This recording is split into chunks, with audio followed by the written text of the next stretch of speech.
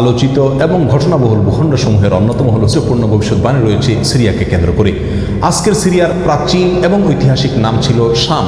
এই শামকে কেন্দ্র করে যতগুলো বর্ণনা হাদিসের কিতাবসমূহে পাওয়া যায়, সেই শামের সীমানা অবশ্য আজকের সিরিয়া থেকে বেশ খানিকটা বিস্তৃত এবং বড় ছিল। সিরিয়া, জর্ডান, ফিলিস্তিন এবং লেবানন এই দেশগুলো মিলে ছিল তখনকার শাম।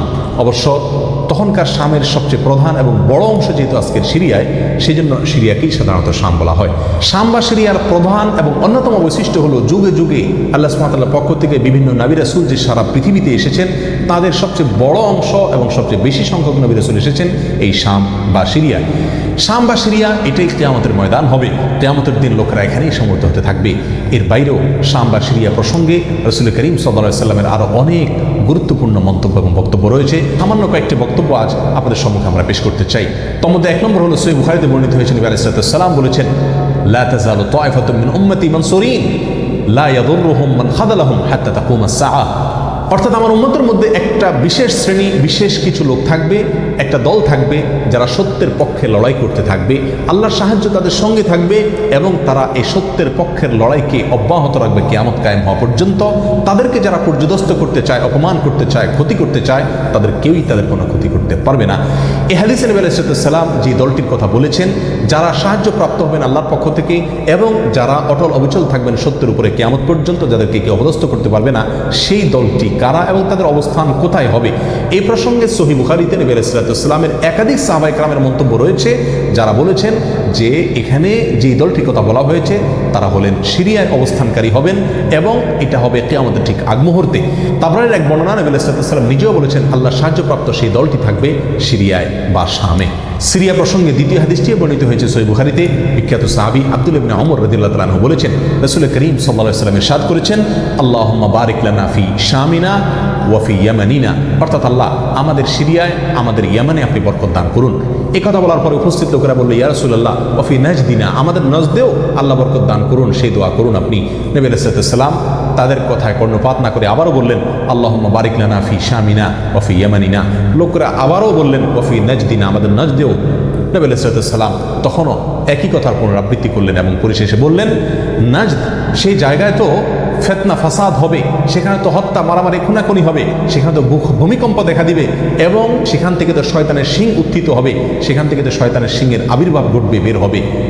এখানে নাজদ বলতে কোন এলাকাকে বোঝানো হয়েছে, এই প্রসঙ্গে মুহাদ্দিসিন ইকরামের বেশিরভাগের মন্তব্য হলো নাজদ বলতে ইরাককে বোঝানো হয়েছে। নাজদ বলা হয় উঁচু অঞ্চলকে, আরবের বিভিন্ন অঞ্চলকে নাজদ বলা হয়।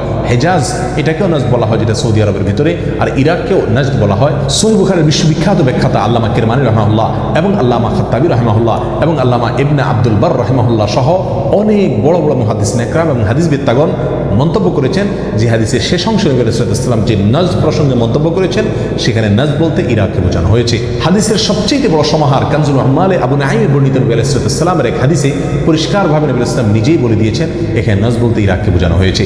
যাই হোক, এই হাদিস থেকে আমরা বুঝতে পারলাম বরকত নবী আলাইহিস সালাম চেয়েছেন আল্লাহর কাছ থেকে এই শাম বা সিরিয়ার জন্য। তাহলে এই শাম বা সিরিয়া এটা গুরুত্বপূর্ণ একটি জায়গা এবং নবী আলাইহিস সালামের কাছে খুবই প্রিয়, আল্লাহর কাছে খুবই তাৎপর্যপূর্ণ একটি ভূখণ্ড। তৃতীয়ত যে হাদিসটি আমরা এই প্রসঙ্গে পেশ করতে চাই, সেটি বর্ণিত হয়েছে সুনানে আবু দাউদে এবং মুসনাদে আহমদে।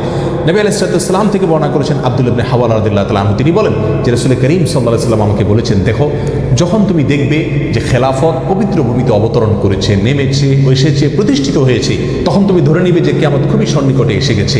এ হাদিসে নবী আলাইহিস সালাম পবিত্র ভূমিতে যে খেলাফত অবতরণ করলে কিয়ামত নিকটবর্তী এটা বোঝা যাবে বলেছেন। এখানে পবিত্র ভূমি বলতে তিনি কি বুঝিয়েছেন, এই ব্যাখ্যা প্রসঙ্গে প্রায় সকল মুহাদ্দিসিন ইকরামের অভিমত হলো নবী আলাইহিস সালাম এখানে সিরিয়া কি বুঝিয়েছেন। আগে এবং পরের আলোচনাকে পর্যালোচনা করলে সেটাই পরিষ্কার হয়ে যায়।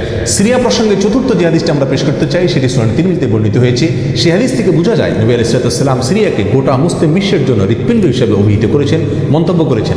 তিনি বলেছেন, সিরিয়ার লোকেরা যখন খারাপ হয়ে যাবে, মন্দ এবং খারাপ দিক যখন সিরিয়ার লোকদেরকেও গ্রাস করবে, ছেয়ে যাবে, তখন তোমরা ধরে নিবে পৃথিবীর কোনো জায়গায় আর কোনো সিরিয়ার মানুষের মধ্যে যখন পচন ধরবে, তখন গোটা দেহে, গোটা মুসলিম বিশ্বের মধ্যেই পচন তার আগেই ধরে গেছে, এটা পরিষ্কারভাবে বোঝা যাবে।